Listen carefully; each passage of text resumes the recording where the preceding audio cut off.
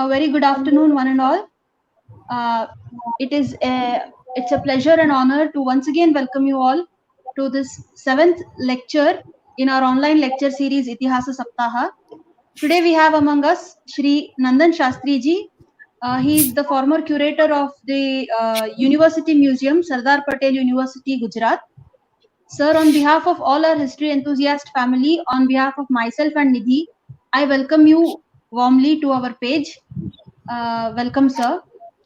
Secondly, I also welcome my friend and co-host of this lecture, Ms. Nidhi Katti. Welcome, Nidhi. And most importantly, I welcome all our audience and viewers, without whose support, none of this could be possible. I welcome you all once again. Uh, I request my friend Nidhi to introduce our today's resource person. Yes, thank you, Manali. It's a great honor to introduce Sir. It's a great, immense pleasure. So, Nandan Shastri Sir, his education, he's a graduate, BSc graduate in Geology, 1967 to 71, from Gujarat University, India, and he completed his MSc in Geology in 1971 to 73 from MS University of Baroda, India, and after that he completed his museum studies, MS from University of MS University of Baroda, India, in 1974 to 76, and Sir has around 45 years of teaching experience in museology with focus on environmental sciences, and Sir has done specialization in earth science. He has published around 161 articles in national and international journals, and Sir has served as Vice President of Museums Association of India for 4 years, and Sir has published 137 articles concerned with museum marketing in national as well as international journals. And Sir is visiting faculty in Vikram Sarabhai Community Science Center, Ahmedabad since 2012, and Sir is a great museologist, come curator in Sardar Vallabhai Patel National Memorial Museum, Ahmedabad, and he's also curator in Samarth Samrati Museum, Koba, and in also University Museum of Vallabha, Vidyanagar. And Sir is a scientific assistant in Museum of Applied Geology, Indian School of Mines, Dhanbad. Sir is also volunteer in American Museum of Natural History, being frequently invited by numerous graduate level academic institutions of the state to deliver lectures on archaeology, history of ancient and medieval India, and museum studies. Sir has engineered methodology for conservation and restoration of metals, ivory, wood, stone, and paper, etc. He undertook the ambitious project with Baba Atomic Research Center, BARC, Mumbai, India, in finding out trace elements in bronze sculptures by non-destructive methods. Sir is an Sir has worked actively in acquisition of collection on archaeological and historical objects and natural history specimens, and their documentation, research, and display, and pioneered novel exhibition strategies such as enhancing spotlights on sculptures and other works of art, providing audio commentaries on certain collections, conceptualized and displayed for the first time human anatomical specimens, which increased the number of visitors by 15%. And Sir has initiated in university museum the popular program of Touch, Feel, and Learn for the blind visitors. Sir has also worked as a volunteer in Mayborn Museum, Baylor University, Waco TX, and provided guided tours to the visitors in several of the natural history exhibits. Sir has also worked as volunteer in Temecula Valley Museum, Temecula CA 2007, and took a project on restoration of museum artifacts which had got corroded. Successfully, Sir restored around 10 artifacts by providing necessary chemical treatment and applying transparent protective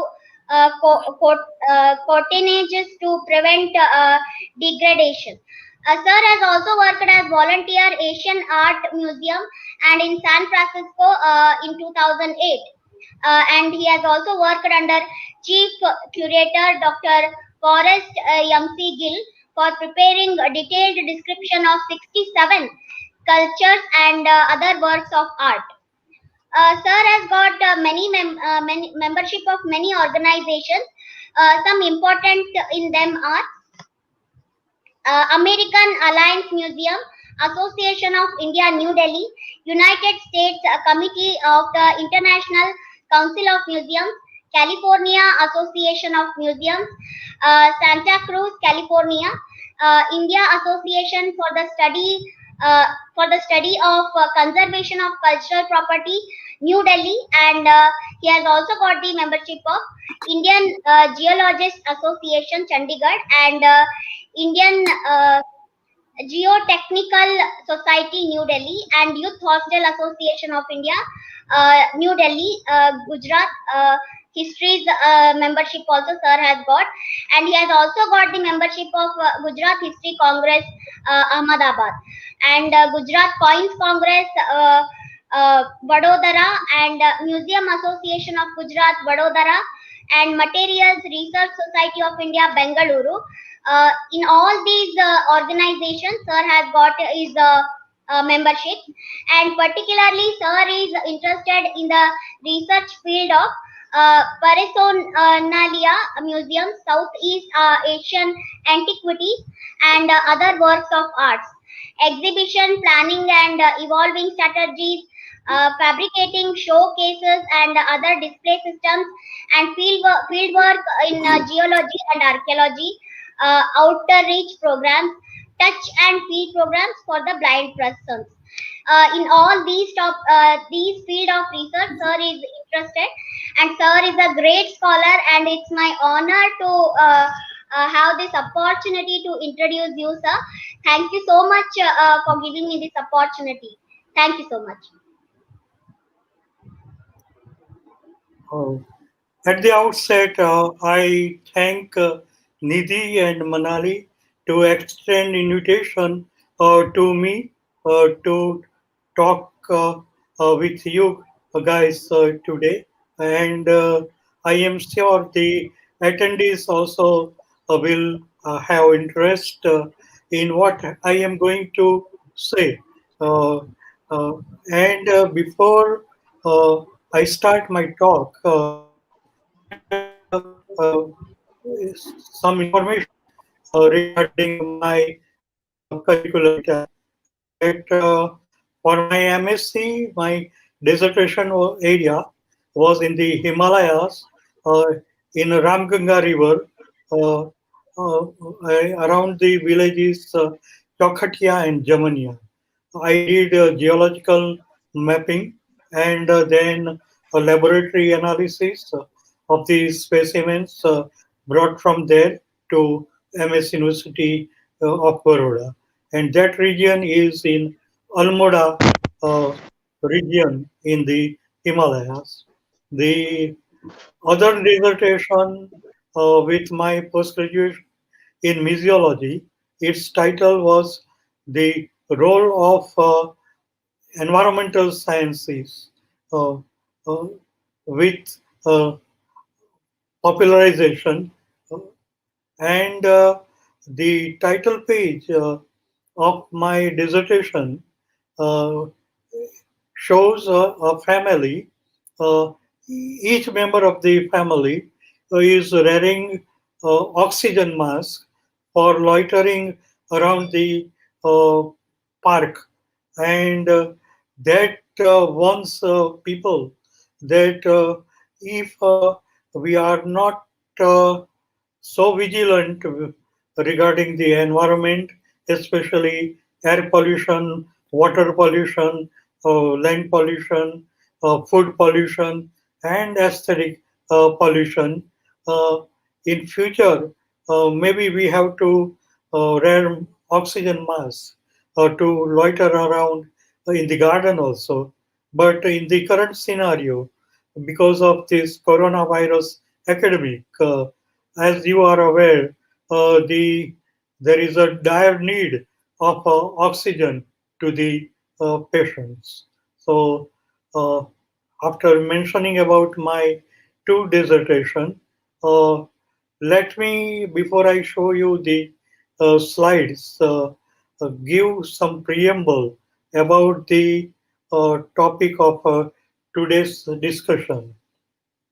Natural history museums gathering valuable collections play an important role in the protection of geological heritage. This role is inherently associated with the fundamental mission of museums concerning the protection of natural and cultural heritage.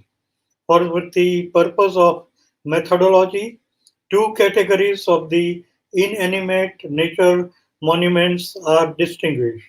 One, immovable geological heritage, which is also called immobile monuments of inanimate nature that cannot be removed from the surrounding environment and should be protected in situ. And second, movable geological heritage, that is also called mobile monuments of inanimate nature, protected ex situ within a museum.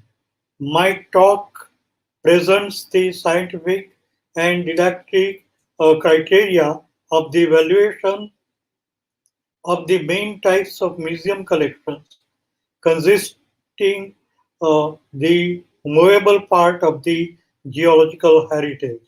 New tendency in active preservation of geosites are indicated.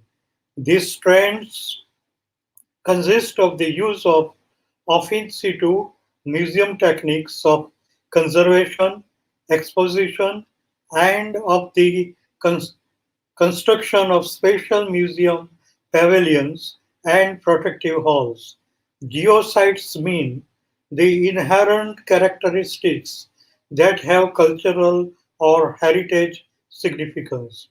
Already in 1997, 114 natural properties and 20 mixed natural cultural properties, including areas and sites having a primary geological significance, were added to the World Heritage List.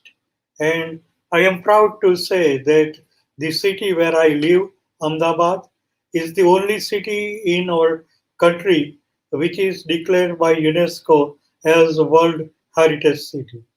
Movable geological heritage, which is also called, its abbreviation, MGH, the most vulnerable and fragile parts of Earth science heritage, facing different kinds of threats, natural degradation or human action, and as a consequence, forced to be transferred from their natural site for fear of inevitable destruction. These are mostly minerals, fossils, classical localities, and outstanding geological, paleontological, mineralogical sites, which, as a part of the movable natural heritage, can or must be protected ex situ. Their inclusion into a museum collection creates often the only chance for the preservation of these invaluable inanimate nature monuments. Immovable geological heritage. Its abbreviation is IGH. important Earth heritage areas and sites which geological features are regarded as fundamental components of a landscape or as outstanding natural geophenomena permanently associated with a natural space due to their intrinsic value in terms of science or aesthetics. IGH can only be protected and managed in the context of the landscapes in which they reside, in other words, in situ. Essential part of geological heritage site is protected in this manner. Most of them are related to geomorphological features, erosion and deposition processes, landforms, continental or oceanic scale geological features, relationships of tectonic plates, igneous, metamorphic, and sedimentary petrology, textures, events and provenances, structural features, that is tectonic, or astroproblems, that is cosmogeology. According to geoheritage refers to globally, nationally, statewide to local features of geology such as igneous, metamorphic, sedimentary, stratigraphic, mineralogical, paleontological, geomorphic, and other at all scales that are intrinsically or culturally significant sites that offer information or knowledge regarding the formation or evolution of the earth or into the history of science that can be used for research, teaching, or for the reference. Therefore, geoheritage conservation can be described as a management or process that involve any effort such as preservation, restoration, reconstruction, or rehabilitation, which suitable and intended to focus on protecting any natural assets known as geology in order to maintain the value, history, and sense of place for future benefits. Now, we are switching to the other subtopic that is museology. Uh, so first let me tell you who are museologists. Museologists, also known as curators, manage artifacts in museums.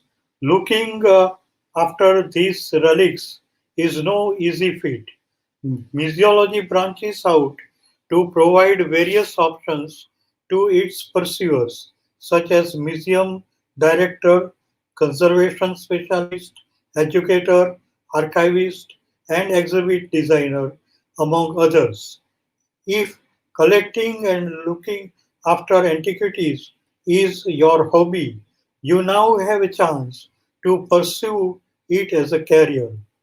What is the groundwork in this area? In order to be eligible for a master degree in museology, the minimum requirement is graduation or a post graduation in science, history, arts, fine arts, or archaeology. An additional degree in one of the following would add to your credibility: anthropology, zoology, geology, agriculture, environmental science, and marine science, knowledge of a classical or foreign language such as Sanskrit, Persian, Arabic, Greek, Latin, German, French, or Italian is also invaluable. And so far as Karnataka is concerned, let me tell you from your place, the nearest Department of Musiology is in Mysuru. They give a postgraduate diploma in museology. What is the job like in a museum? Shrikant Pathak, now a retired curator with the Nehru Science Center in Mumbai, says that a museologist juggles several responsibilities. for a particular collection. The role can often include other activities such as public relations, marketing, fundraising, and education programs. There can be an overlap with the museum, gallery exhibitions, over the officer role. Curators are also expected to prepare budgets, manage staff, and build relationships with both internal and external partners and stakeholders. What can we learn from heritage museums? Heritage and its history give young people a greater awareness of the history surrounding these institutions and gives them a wider awareness of the issues that face uh, or are facing and will face the world they are growing up in. Museums play a crucial role in preserving local culture. With careful documentation and artifact preservation, a culture can be recorded and remembered regardless of its future. It can also be shared and understood by those from different cultural backgrounds. The core areas of focus include the identification of how and from what materials objects were made, how these change and deteriorate over time in different contexts, and how to optimize conservation treatments, display, and storage conditions to reverse or slow down the effects of decay. The conservation and management of heritage can be done in contexts within places of cultural significance, including both historic and natural environments. Beyond the physical preservation of objects and places, their meaning has to be preserved, and it should bring benefit to people through promoting access to the heritage so that they are encouraged to care for their heritage today and also in the future. Within the museum infrastructure, curators have the general responsibility for the study and preservation of collections, as well as their management, interpretation, display, animation, and museum public relations. People usually believe that an object is safe uh, once it is kept in a museum. However, it is not a well known fact that many objects which have survived for several centuries have been deteriorated or destroyed within a few years in a museum. A dramatic example was presented by the mummy of the Egyptian pharaoh Ramses II, which was found to be infected by no less than 58 different types of microorganisms. Distressingly, the infection had been caught from other objects in the museum. While history museums may include archaeological material, there is nevertheless a distinctive type that specialize in it, the Antiquities Museum. Collections of material of ancient world can be found in national museums in a number of cities. For example, Amman, Jordan, Athens, Cairo, Copenhagen, Edinburgh, Madrid, and Mexico City. The Antiquities Museum is particularly common in Europe and Asia. Specialized archaeology museums also are found in areas of rich antiquity or as an uh, site museums. The Archaeology Museum is concerned mainly with historical evidence recovered from the ground and in many cases provides information on a particular period for which the written record can be make little or no contribution. With regard to Harappa and Mohenjo-daro civilizations, which are in Pakistan. Fortunately, in our country, uh, uh, there are two prominent localities. One is Lothal, another is Dholavira in a Kutch area, which are contemporary to Harappa and Mohenjo-daro civilization. Now, uh, let us see the importance of internet in the field of museology. The Web Museum grew to incorporate reproductions of paintings, background text, and musical selections submitted by a large number of contributors. A virtual museum is a collection of digitally recorded images, sound files, text documents, and other data of historical, scientific, or cultural interest that are accessed through electronic media. It means such museum doesn't have any building.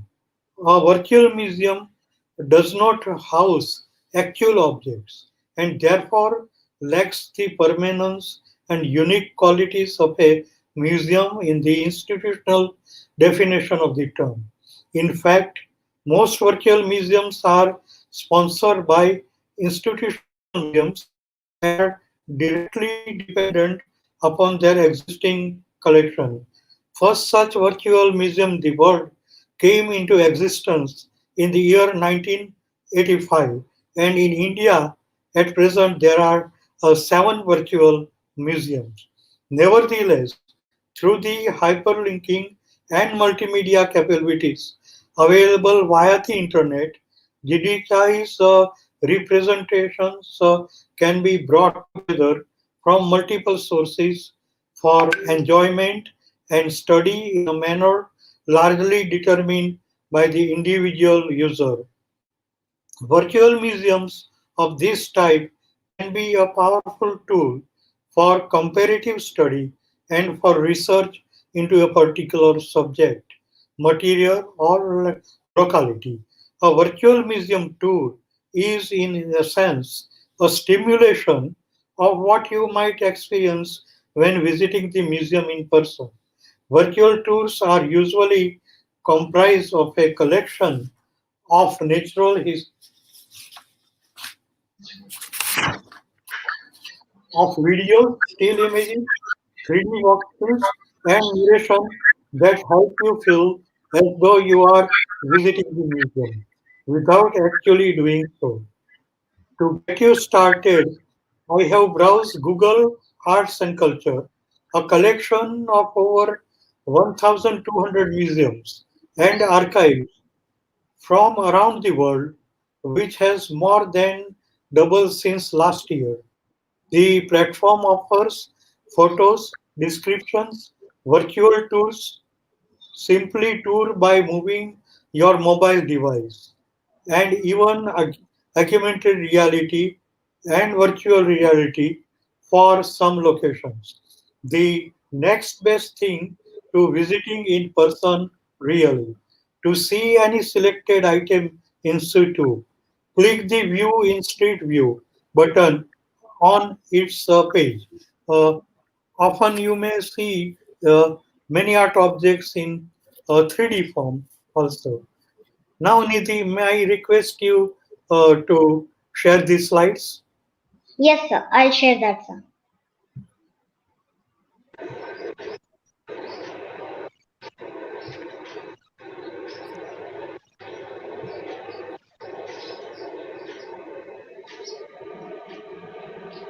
Yeah, I have shared the screen, sir. Oh, Thank one you. second, Nidhi. Yes. Let me put on. One second.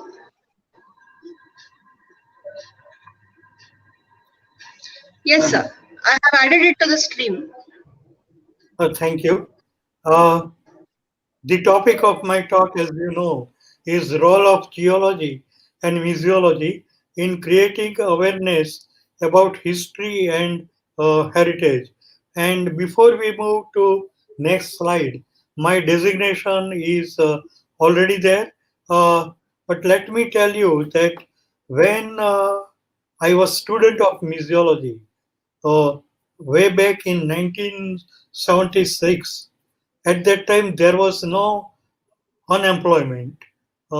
After getting post graduation, I applied in 5 museums, and you will be surprised that I received appointment order from all 5 museums.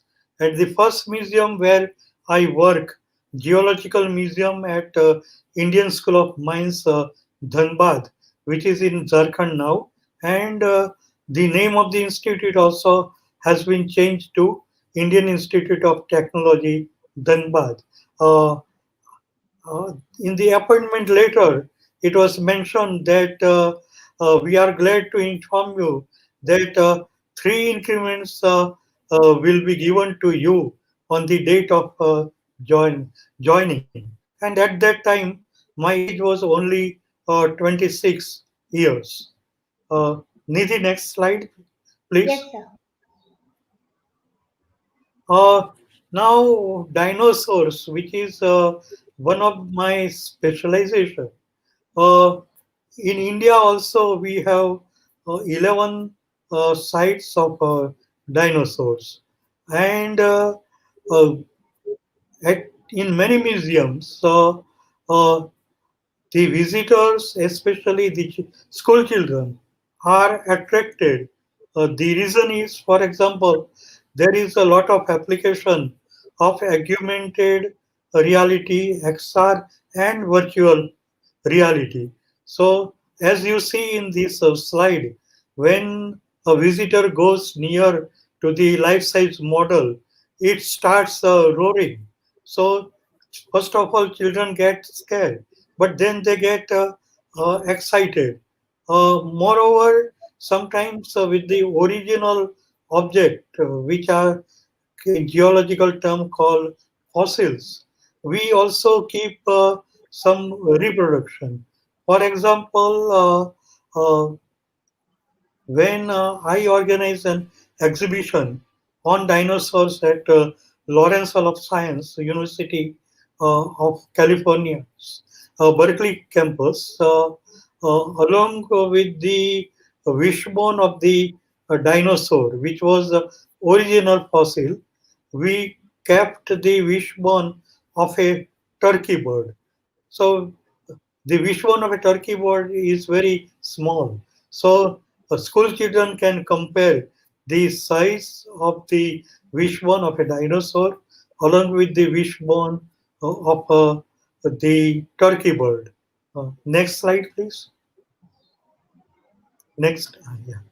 So here is an imaginary illustration uh, about dinosaurs, and as you see that there are 2 trees. Uh, there were 2 types of dinosaurs. One, plant eaters, which were called herbivorous, and another meat eaters called uh, carnivorous. And in many museums, you will see the life-size fossils. For example, at American Museum of Natural History, so far as India is concerned, uh, the biggest museum housing dinosaur fossils is in New Delhi at Barakhamba Road. That is National Museum of Natural History, which is owned and managed by Ministry of Environment and Forest, Government of India. Next slide, please. As I have mentioned, that there were plant eaters dinosaurs, especially for them, uh, often we see a very long neck, so they can reach even tall trees, so that they can eat the leaves from tall trees as well. Next slide, please. Yes. In central Gujarat, there is a place called Balasinor, which is a big city. And 3 kilometers away from Balasinor city is a Rajoli village. Geological Survey of India's uh, Western India office, uh, the geologists from Jaipur did fieldwork here, and there was a chance discovery of dinosaurian eggs. The photograph which you see of a big egg, that is the size of a football, such a big egg. And the villagers, not knowing the importance of such eggs, they were using these to crush grains of rice and wheat. Then geologists explained the importance, and now it is a protected site by Geological Survey of India, and the state government's tourism department has Geological Museum on dinosaur, and it happens to be seventh largest dinosaur museum in the world. So if you get a chance, you should visit this museum. Next slide, please. You might have heard about a statue of Unity, which is three times larger than Statue of Liberty, which is in United States, and 7 kilometers away from this Statue of Unity, a new building has come up. Uh, there is a project by central government, and that museum is for national uh, freedom fighters, a museum of the national freedom fighters. And if you visit this Statue of Unity, uh, at the bottom of feet of Sardar Patel, there is a museum which uh, it will take about minimum 45 minutes to see the museum at a glance. Next slide, please. Uh, Now let me tell you about this Asian Art Museum, which is in San Francisco. Uh, the culture and religions of all Asian countries are covered there. Here you see Nandi, approximately belonging to circa 1400 to 1500. It is from Tamil Nadu state, and geologically speaking, the material is of granite, and it is one of the masterpieces of Asian Art Museum. And this museum earlier was in Golden Gate Park in San Francisco, and when the new building was constructed and was ready, the uh, museum personnel started packing all the artifacts, and uh, they wanted to bring to the new building. Now, some of the trustees suggested that let us first of all install in the new building the idol of Lord Ganesha, but some other trustees didn't like the idea, so that idea was dropped. So when uh, the objects started coming, and while unpacking the objects, many problems started cropping up. So those trustees who were opposing to install the idol of Ganesha, they said that let us install the idol first. And surprisingly, after installing that image of Ganesha, all the problems in unpacking were solved by grace of God. And so far as Nandis in India are concerned, inscribed Nandis uh, in the country are available only at 7 places.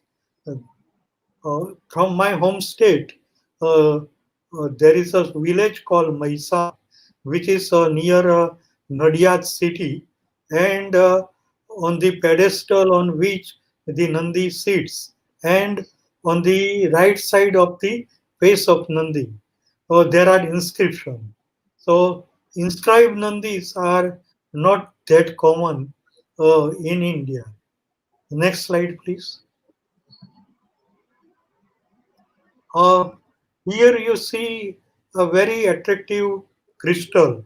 It is called lumerian quartz, and when sunlight uh, penetrates through it, or if you keep it in a hall with uh, artificial light, for example, fluorescent tube light, the color uh, and the shades also start changing due to uh, the effect of ultraviolet rays. So this is a very big crystal specimen from a museum in Arizona State University in United States. So this is a example of in situ display.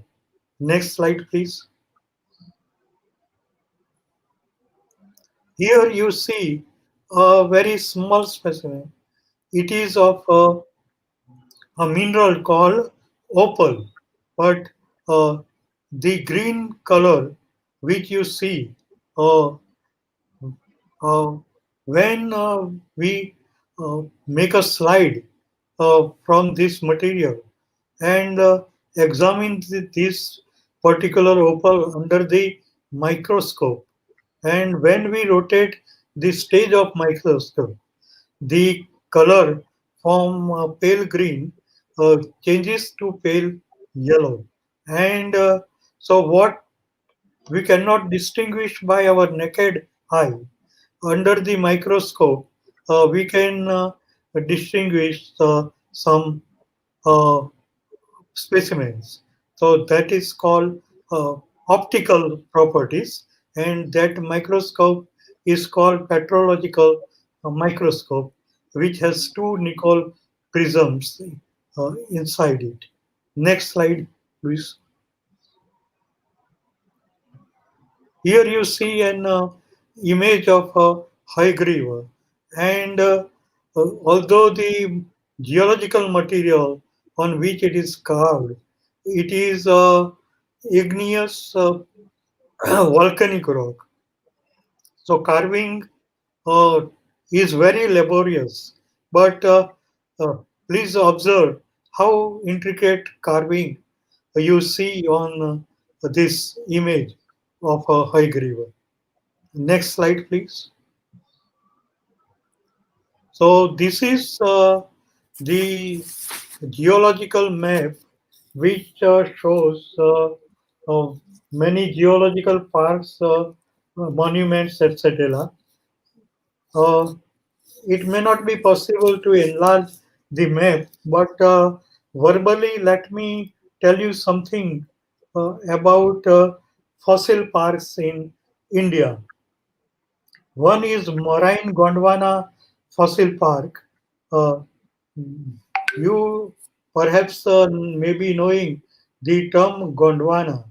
Uh, the portion below the Indo-Gangetic plain, starting from Aravalli up to Kanyakumari. Uh, that tectonic plate is called Gondwana land, and another plate on the earth was Eurasia. These two plates, uh, after 2 million of years, collided with each other, and uh, there was a sea uh, uh, separating them, which we geologists call Tethys Sea. So, where the Himalayas stand at present, there was a very big sea called Tethys Sea. And even today, we get fossils of fish, shark, and seahorse, and many other marine animals and plants in the Himalayas. Another fossil wood park is in Tamil Nadu and also at Jaisalmer, Rajasthan. In Himachal Pradesh, there is a Shivalik fossil park at a locality called Saketi. Uh, and in Protozoic of Rajasthan, there is Stromboli Park. Now, in the map, also rock monuments are shown. For example, peninsular gneiss near Bengaluru. And this gneiss is a metamorphic rock. Uh, Second such rock monument is at Coconut Island, Deccan basalt near Udupi, coastal Karnataka, that is columnar basalt. Another in Karnataka is at Chitra Durga, that is Pilo lava. Third one is also at in Karnataka at Kolar. You might have heard about Kolar Goldfield. So there is a pyroclastic rock uh, monument. Then in Ajmer district in Rajasthan, there is Nephelin Cyanide Park. Then in Pali district, Rajasthan, there is a Bar Conglomerate Park. Then in Jodhpur district, Rajasthan, there is a Veded Tuff Park. And near Chennai, in Tamil Nadu, there is a Charnokite Park. Now there are some geological marvels also. For example, in Maharashtra, there is Lonar Lake, which is also shown in this map. Then in Panchmahal district in uh, central Gujarat is eddy current markings. Uh, in a Chittor district in Andhra Pradesh, there is a natural arc. And in Pali district, Rajasthan, uh, there is a Sandra granite. Now, there are some monuments of stratigraphic importance. For example, Appalachian unconformity at Tirumala Hills in Andhra Pradesh, representing a time gap of about 800 million years between the Archean and the overlying Proterozoic. Uh, Second group is Jodhpur group. Malani igneous soot contact, Jodhpur district, Rajasthan. Contact between volcanic rocks and sandstone. Third is a great boundary fault at Satur, Bundi district, Rajasthan. Faulted uh, contact between the Arvali terrain and the Vidyan basin sediments. And there are some geological monuments of economic significance. For example, in a Kelara at Mallapuram, there is a laterite in uh, good condition. Then in Andhra Pradesh, in a Kadapa district, there is a bedded barites of at Magapeta. Then uh, in Rajasthan, there is a locality called Dariba. In Raspat district, uh, there is a Gosan uh, park, which is also having great economic importance. Uh, so, next slide, please. Yes. Now, in museums, we give activities to children. Here, you see a very faint image of Taj Mahal. Actually, it is a sketch, uh, and the sketch is circulated among school children, and they are asked to uh, color the sketch. So by that way, you uh, uh, get chance to study the various uh, parts of the Taj Mahal monument. Likewise, in prehistoric period, we get many portraits. Now they are broken fragments. So what we do that we display the photograph of an image of how to reassemble these fragments. And looking at the photograph, then children have to reassemble the various fragments to make it in a shape of a pot. So such type of activity actually uh, creates interest among school children. Another example which I would like to give that there is a excavated site of mammoth, the elephant, uh, at Mebon Museum complex, which is a university museum of Baylor University in Waco City in Texas State in USA.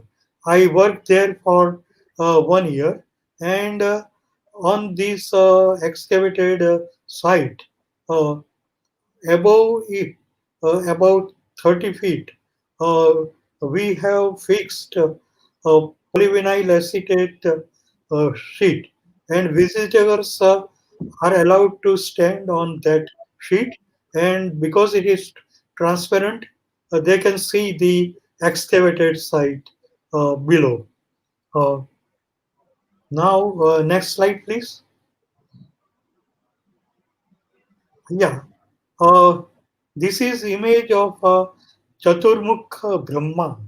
Uh, as Brahma is not worshipped that much, there are very few images of Lord Brahma.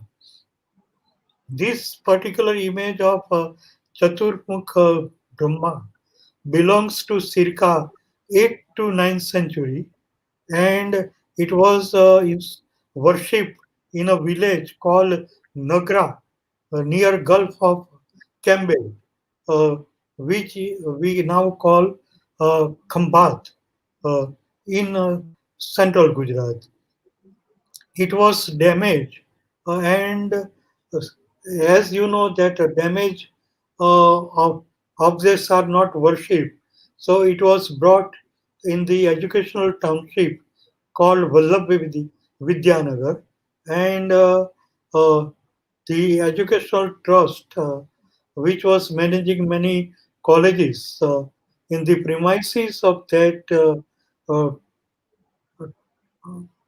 Charutar Vidya Mandal, this image was installed, and I was requested to apply a coating on it.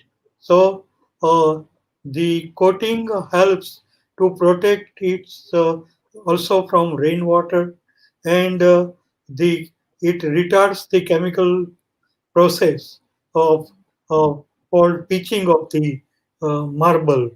Uh, Next slide, please. This image is of parents of a Jain Tirthankara. At Asian Art Museum in San Francisco, uh, we provide to school children drawing kits. So, and uh, they are also provided with a very lightweight chair. So they can sit in front of the image and make a sketch. So uh, many children know about 24 Tirthankaras, but even children who belong to Shwetambar or Digambar or uh, Murti Sthanak sect of Jainism, they are not so much having knowledge about parents of Tirthankara. That is why we have selected this particular image to display in our exhibition hall. So this is also an example of in situ uh, display in the museum. Next slide, please. Uh, Let me tell you about one unique project of Department of Science and Technology, Government of India. The title of the project is Science Express. So it is a train with 20 compartments, out of which in 18 compartments exhibitions are installed. And this train stops at big stations for 3 days, to medium-sized railway stations for 2 days, and for selected some small stations for one day. Here you see this school children have assembled on the railway platform, and the guide is giving, uh, I mean, delivering lecture explaining to children what to see inside the train. So, if such train after this corona pandemic gets over comes to your city, uh, do visit this Science Express train. Next slide, please. Oh, thank you very much uh, for patiently listening to me.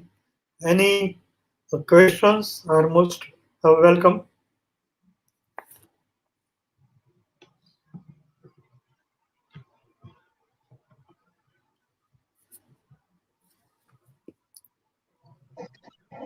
Thank you very much, sir, for the very detailed and informative talk. There are not yet any questions in the chat box, but there are a lot of congratulatory messages. Professor Thank you. Shiladhar Mugli sir has written, very informative and elaborate narration, sir. You have introduced us to various types of museums. Certainly, museums and heritage sites play a key role in the development of tourism. Thank you. Okay. Shri H.M. Siddhangowdar sir has written, uh, geological monuments in India are unsung monuments. Yes. Yes, sir. Sir, I have a question. Yeah, please. I am a student of history and archaeology, but I'm also Hmm. very much interested in paleontology and geology. So, are Yeah. there any courses that can be that I can join if I have to pursue my interests? Yes. At master degree, you may uh, have electives of this subject, and if you want to pursue research for PhD or postdoctoral project also, there are some institutions of high reputation. For example, in paleobotany in Lucknow, there is a Birbal Sahni Institute of Paleobotany. Likewise, uh, in Hyderabad, there is a Birla Institute of Scientific Research, where you also get good exposure on paleontology. And in many other places also, including Geological Survey of India, and in many universities also. But if we compare the academic freedom uh, in Europe and North America, which we don't find in academic institutions in India. For example, a student studying for BE, for aerospace engineering, he can have one optional paper on archaeology, uh, even when he is studying engineering. So there is no demarcation faculty wise in many universities abroad. So our Indian universities also should give freedom. Moreover, even if you in the classroom, when you are attending a lecture, for example, in our University of California, Students are at liberty to drink coffee while listening to the lecture. So it is not considered indiscipline. So that is uh, good academic freedom. Moreover, what I have observed, for example, there are planetariums in India as well as in European and American countries. But children of even 6, 7 years old, uh, they have more inquisitiveness abroad than what I see here in India. So the general knowledge of a student abroad uh, is more than that of a child in India.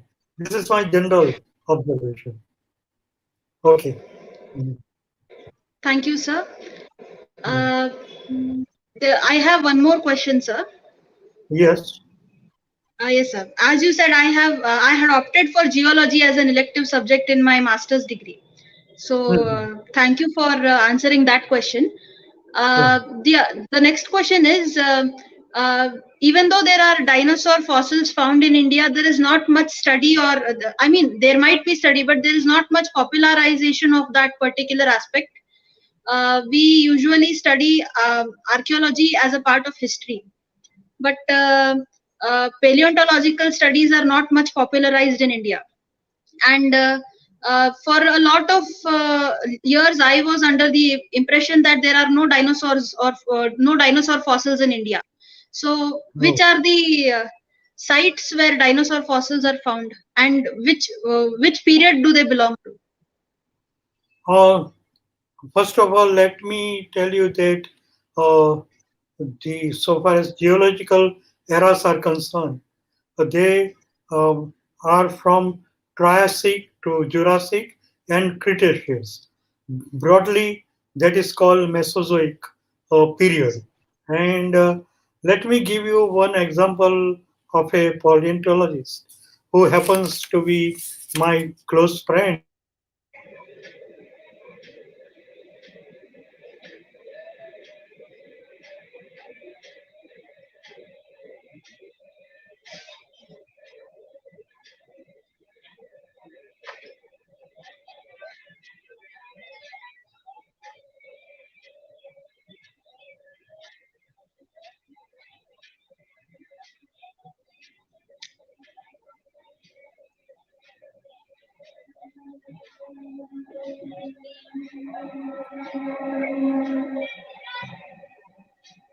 There was some internet connectivity issue. Yes, So, sir. right from the Himalayas uh, uh, to Kanyakumari, there are at present 11 major sites of dinosaurs. And uh, as my home state is Gujarat, let me give you an example of a site which is in a Godhra district at a place called Mirakhadi. Uh, there was an article with the image of a dinosaurian egg on the title page of a well-known magazine called Newsweek from USA, and many such rare fossils were smuggled out of the country.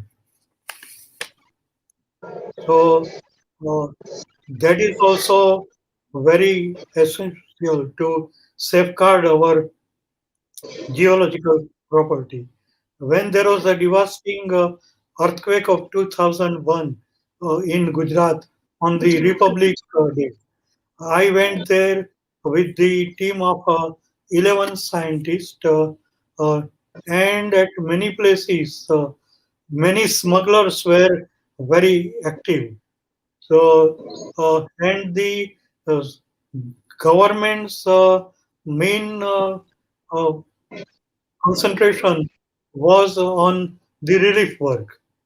So, for example, we saw a very uh, destructed Jain Derasara, and there were more than 55 images.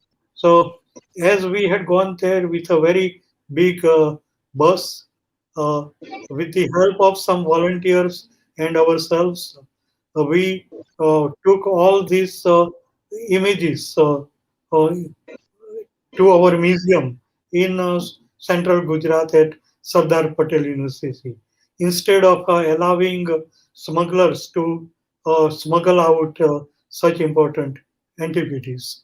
So, if you contact Dr. ZC Gevaria, I will, on your email ID, send his contact details.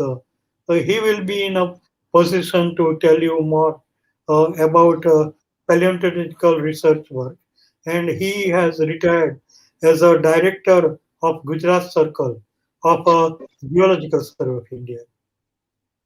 I hope that satisfies your query. Yes, sir. Thank you, sir. Welcome. There is a question in the chat box. Hmm. The question is by Miss Bhargavi Katti. She asks, how developed is museology in India compared to other countries? Uh, the first Musiology department in the world was established at Leicester University in United Kingdom. And so far as Asian continent is concerned, it is a matter of pride for our country that in the year 1952, the first Musiology course was started by MS University of Baroda, and that happens to be the oldest Musiology department uh, in the whole of Asia. And so far as our country is concerned, at present, in 19 universities, Musiology is taught at post graduation level, and PhD uh, facilities are also available in many universities, and you get a very good job uh, not only in archaeological and historical museums, but even in science and technological museum. Under the Ministry of Culture, there is National Council of Science Museums, and uh, under that council, so far 53 science and technological museums are functioning. For example, in Bengaluru, there is a Vishwasaraya Industrial and Technological Museum. So, uh, very recently in Kerala, in Shankaracharya University, the course of Musiology has begun. So in South India, I think there are 7 universities teaching Musiology. All Thank right, you, sir. Yes, welcome. yeah. So I have actually three questions. Should I Yeah, ask them at one moment only, or should I ask them one by one after answering, sir? no, Yeah. ask Okay. Okay. all of them So, yeah, together. sir. Yeah, basically, sir, I'm very interested in museums and like where in local places also there are some local museums in district places like in Karnataka we have a museum in Dharwad also. Archaeological museum is there, and in Bijapur also the archaeological museum is there. But when tourists or local people only they visit these monuments, they ignore the museum part. They keep it last option in the places which they want to visit. And are there any particular measures to be taken to avoid this kind of ignorance by tourists and of course by people, local people also? Are there any particular measures which we can take or which government can take? Please suggest us, sir. Before I give some suggestion, let me tell you one opposite kind of situation. Uh, Near Hyderabad, there is a Nagarjuna Sagar Dam, and when Pandit Nehru was a prime minister, uh, he came up with the idea to have a museum on the island of the antiquities, which were supposed to be submerged because of the artificial lake which was to be constructed because of the Nagarjuna Dam. Now it is totally deserted island. So the staff members who work there, whenever there is a big hail, the steamer can't go to that island. So sometimes even for 2 weeks, no transport is available, and as there are no shops or nothing, sometimes the uh, government has to drop food to the staff members of the museum from the helicopter. So, government also should think about a good location of any museum. And uh, if we involve local community, say for example, to preserve an archaeological site, or when we want to organize a temporary exhibition, if we invite from local community uh, on which topic they want the exhibition, then they will feel that they have involvement instead of the curator who deciding the theme of the exhibition. If there is a survey and whatever majority of the community wants, accordingly, if the exhibition is planned. Moreover, as I have told you that even for school children, there should be more activity in the museum. If you compare museums abroad with museums in India, most of the museums in India have only static display. But especially in science and technological museum, there is a dynamic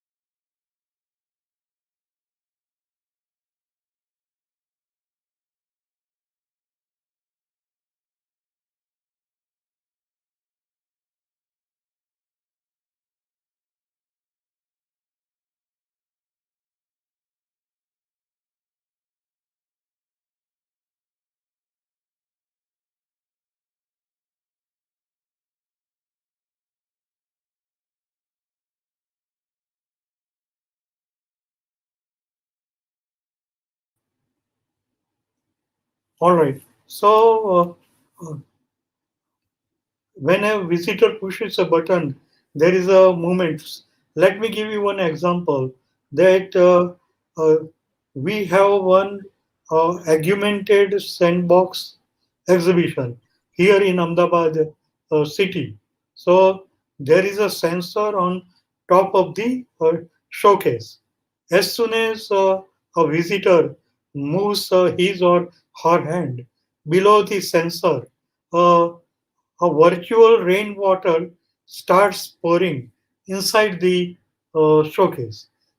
In fact, it is not a real water, only you see as a virtual, and there is a connecticut sand particles inside. So we open the lid of the showcase and allow the school children to reshape the landforms like hills, valleys, rivers, lakes, and uh, sometimes when children are accompanied by parents, parents tell them that there are so many other exhibits in the museum, let us move from here. But this particular exhibit is such a center of attraction that sometimes school children stay there for 3 hours, 4 hours, because they get opportunity to do some activity by themselves. So let me give you another example that in a Birla Industrial and Scientific Museum in Calcutta, there is an exhibit that when uh, you go to a TV studio and perform uh, some song or dance, how uh, your image gets transmitted on the screen, and how so many people around the country or even abroad they can see you. So this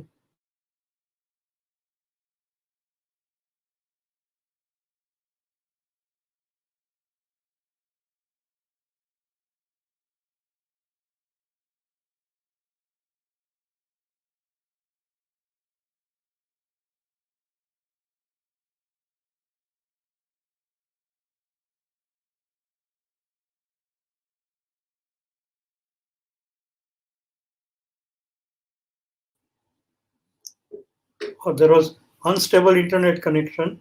Uh, the last example which I would like to give, uh, I have mentioned about university museum called Melbourne Museum Complex. There, in a big hall, there is a world map. So as soon as a child steps on any country, say for example France, uh, in the closet nearby uh, in that hall, there are dresses kept of attire of that particular country, and also musical instruments. And on the computer, uh, you can see the uh, how people are dancing. So children can put on that dancing costume, play the musical instrument, and enjoy dancing. So if such type of opportunity is given in our country, I think uh, uh, there will be more visitors. To give you one last example, that the University Museum where I work in central Gujarat over 33 years, the University Museum, we have one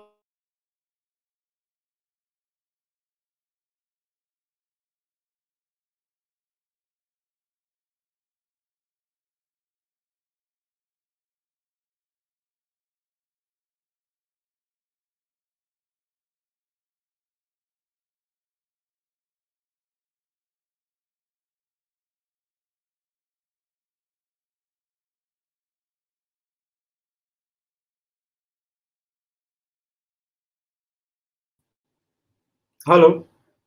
An artist from Jaipur has donated us uh, a very beautiful carving of Lord Mahavira on a single grain of a rice.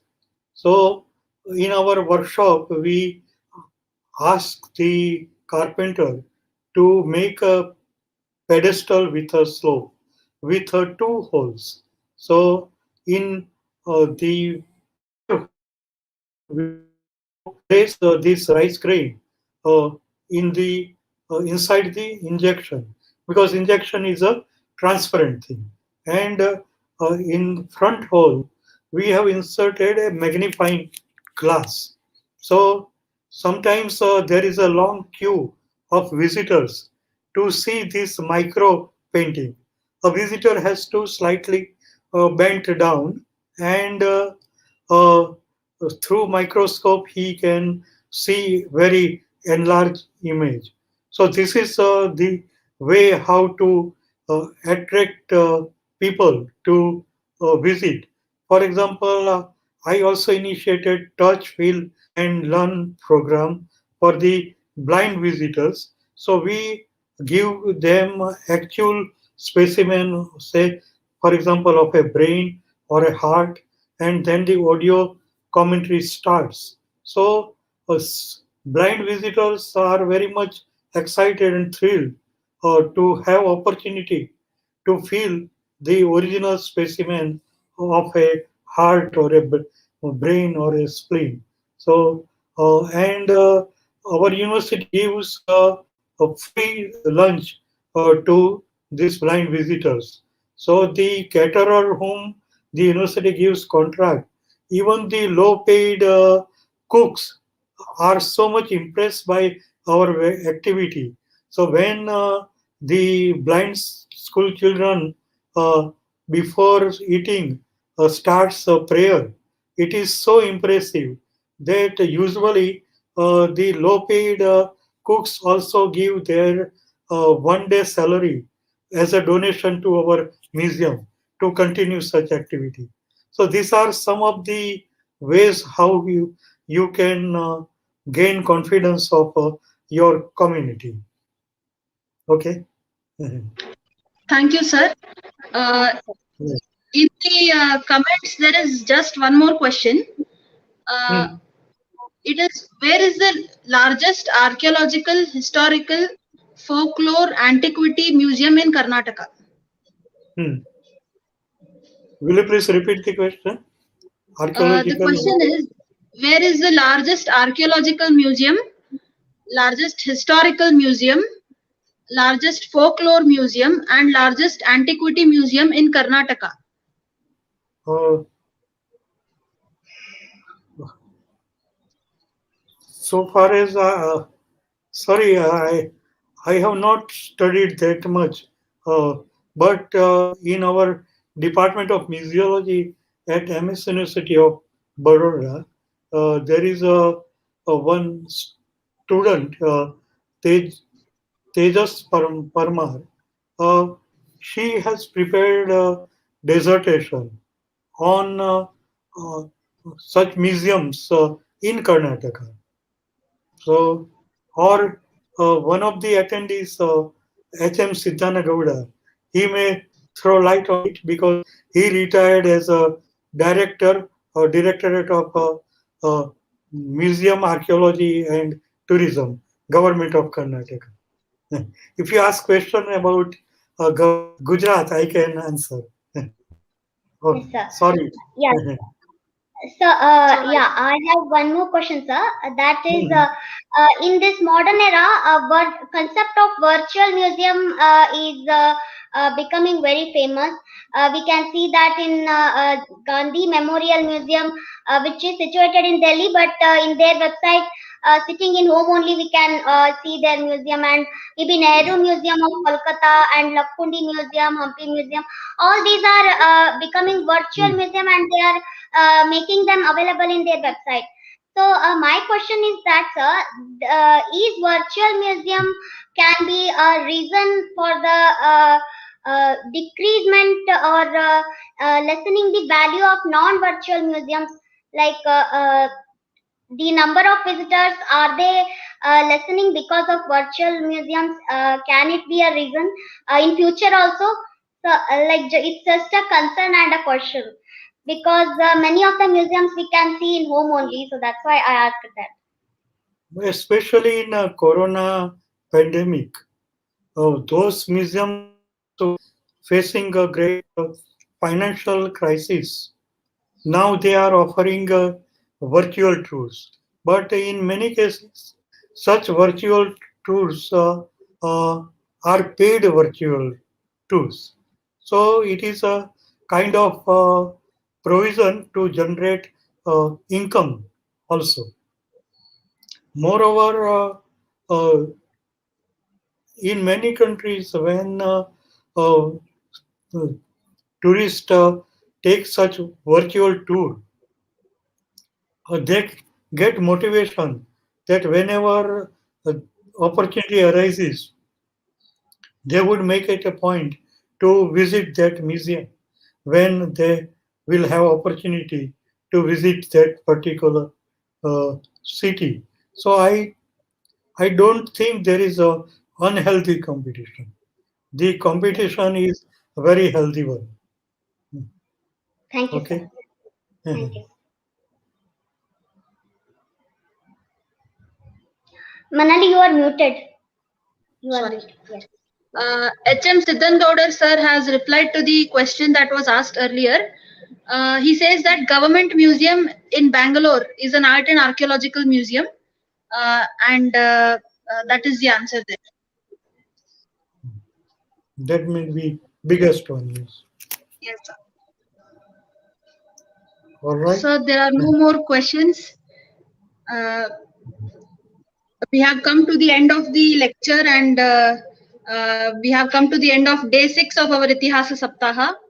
And I hereby take this opportunity to propose the vote of thanks. Uh, Sir, it was a very informative and enlightening session because as students of history, it is our duty to be aware of the importance of museums and the role that they play in safeguarding history and culture and heritage of our country. Uh, your talk on this particular topic, it was very helpful in that direction.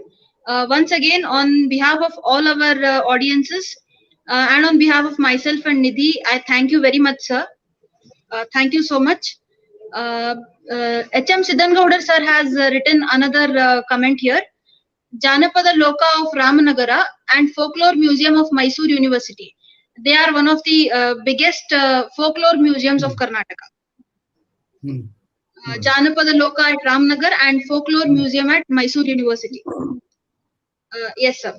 So, continuing, I also thank all our viewers, Professor Shiladhar Mugli sir, Shri H.M. Siddhangaudar sir, and all the people who asked questions and who actively participated, and all those who have posted positive congratulatory messages.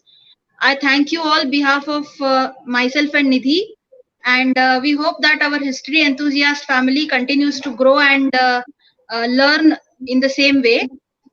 Thank you. And I also thank my friend and co-host Ms. Nidhi Katti for her enthusiasm and evergreen support. Thank you. Thank you, Manali. Thank you. Thank you so much. Namaskar Thank to you, sir. everyone. Thank you, Namaskar. sir. Thank Bye bye. Bye, sir. Thank you so much. Bye.